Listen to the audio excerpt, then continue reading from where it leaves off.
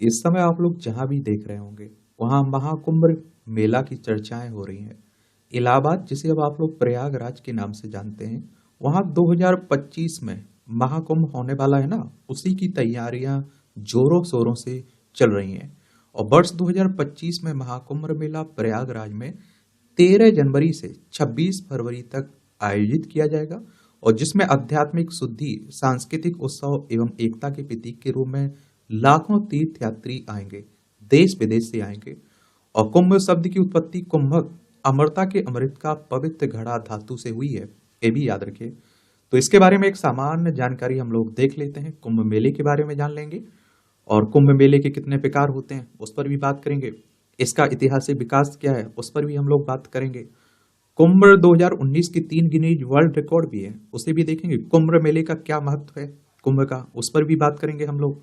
इसमें अनुष्ठान और गतिविधियां क्या क्या होती हैं उन पर भी बात करेंगे। यूनेस्को की अमूर्त सांस्कृतिक विरासत सूची को देखेंगे और यूनेस्को द्वारा मान्यता प्राप्त भारत की अमूर्त सांस्कृतिक विरासतें क्या क्या हैं उन पर भी बात करेंगे।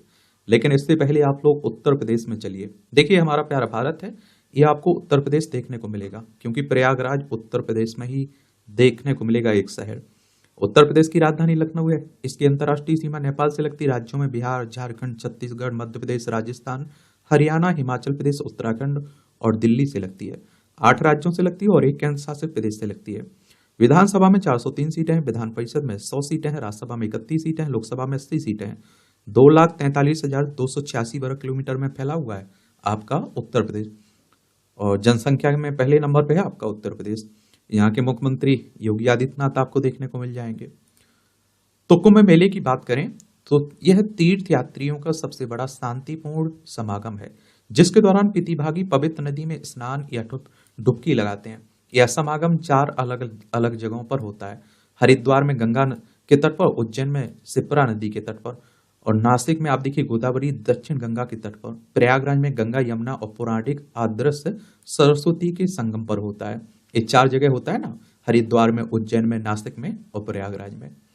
कुंभ के प्रकार की बात करें तो कुंभ मेला 12 वर्षों में 4 बार मनाया जाता है। हरिद्वार, प्रयागराज में अर्ध कुंभ मेला हर छठे वर्ष आयोजित किया जाता है। महाकुंभ मेला 144 वर्षों बाद 12 पूर्ण कुंभ मेलों के बाद प्रयाग में मनाया जाता है। और प्रयागराज में प्रतिवर्ष माघ यानी कि जनवरी फरवरी में होने वाले माघ कुंभ मनाया जाता है। यहाँ ऐतिहासिक विकास की बात करें तो आदि शंकराचार्य द्वारा रचित महाकुंभ मेले की उत्पत्ति पुराणों से हुई है, जिसमें देवताओं और राक्षसों के बीच अमृत के पवित्र घड़े के लिए संघर्ष का वर्णन है, जिसमें भगवान विष्णु मोहिनी रूप में ने घड़ों को राक्षसों से बचाया था।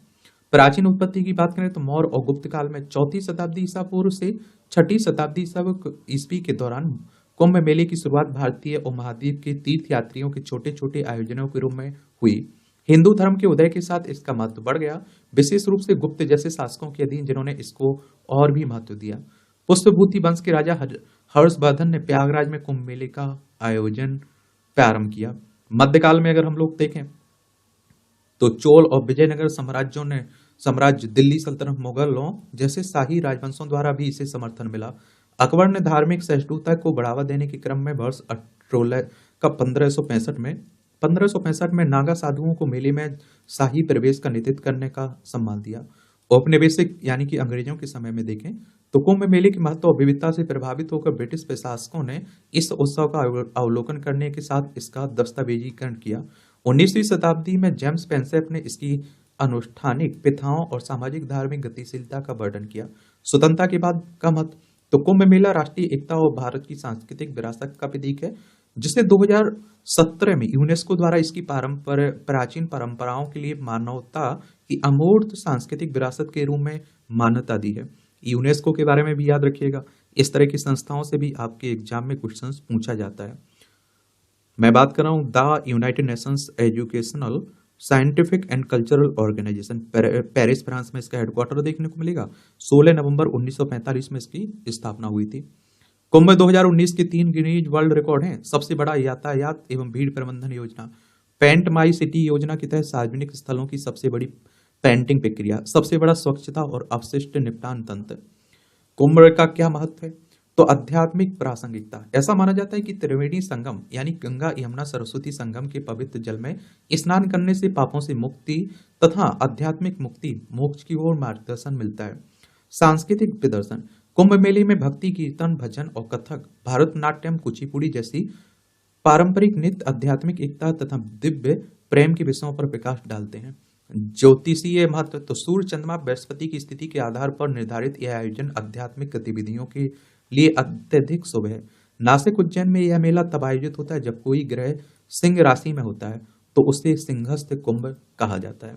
अनुष्ठान और गतिविधियों की बात करें तो इसमें शाही स्नान, संत और अखाड़े जुलूस के साथ औपचारिक रूप से स्नान करते हैं। इसे राजयोगी स्नान के नाम से भी जाना जाता है। यह महाकुंभ के मेले की शुरुआत का प्रतीक है। अखाड़ा शब्द की उत्पत्ति अखंड से हुई है, जिसका अर्थ है अविभाज्य। आदि गुरु शंकराचार्य ने सनातन जीवन शैली की रक्षा के लिए तपस्वी संगठनों को एकजुट करने का प्रयास किया।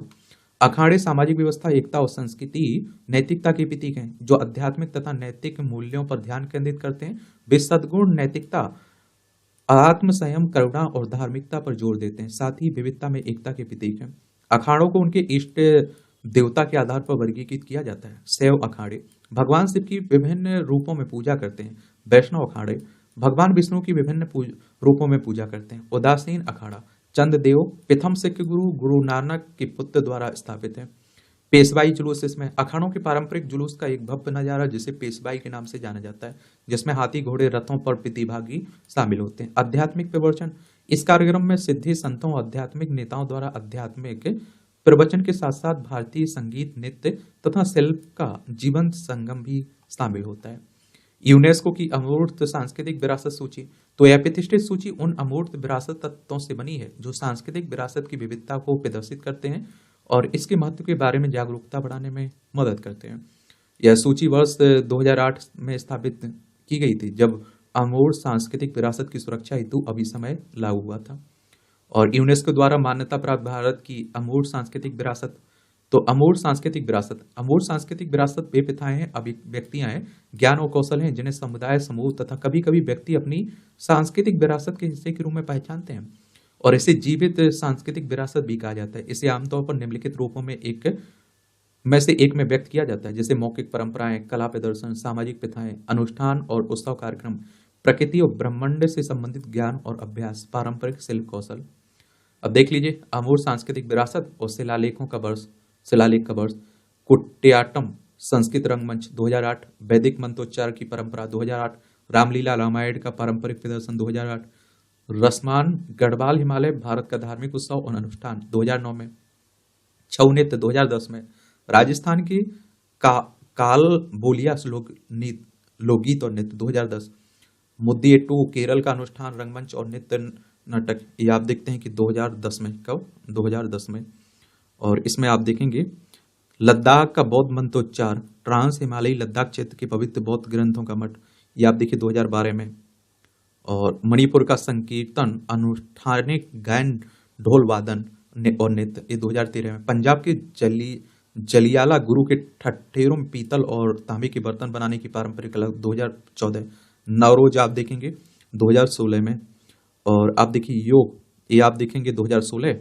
और कुंभ मेला 2017, कोलकाता में दुर्गा पूजन 2021 और गुजरात का गरबा 2023 में शामिल किए गए हैं।